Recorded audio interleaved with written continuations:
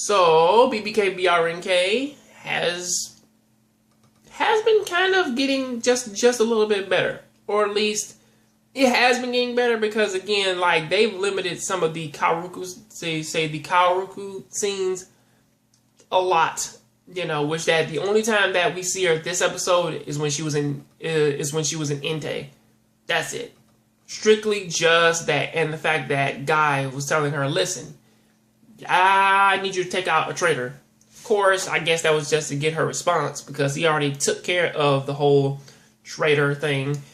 In this case, it was the Russian team, you know, which they do, which this episode, it does them dirty. It does them straight up dirty, because not only does it pretty much kill off, like, say, not only do they kill off these characters, like, in the most brutal way fashion, but they do it in a way that actually kind of, that comes at a very fucked up time.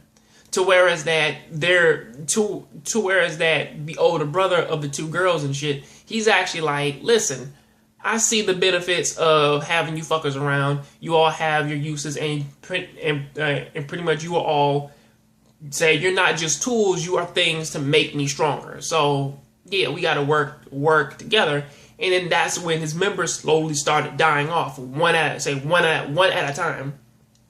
You know, so that was some fucked up shit. However, I kind of would have gotten a little bit suspicious, you know, of my sister and shit, because again, not only did she run off and the bullets came from her direction, but then you see her again and she's not hurt, she's not wounded, and she can just do shit, man, like, and nobody has been firing at her. She knows nothing about it. She just shows up like, oh wait, like everybody's getting shot at and killed. Like, what the fuck is this? You know what I mean? So that's something to kind of like take into consideration. The other end of this episode, which does kind of follow our main characters per se, is that all of Reiko's original users, well, they all made it out. They're all fine. And on top of that, they do find this pink Bubuki that pretty much kind of explains like how their weapons are the way they are.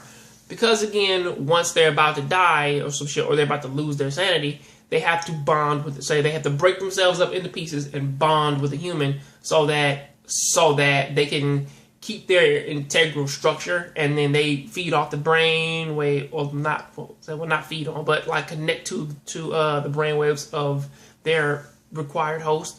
And then of course, like, that's how they stay alive, and that's how they stay connected in this world and whatnot. You know, it's a very interesting conversation. I'm pretty much just simplifying the fuck out of it, but still, you know, like, it kind of always goes back to that whole thing of people looking at this force and saying, is this the force that actually destroys the world? And of course, that force saying, no, it's not me.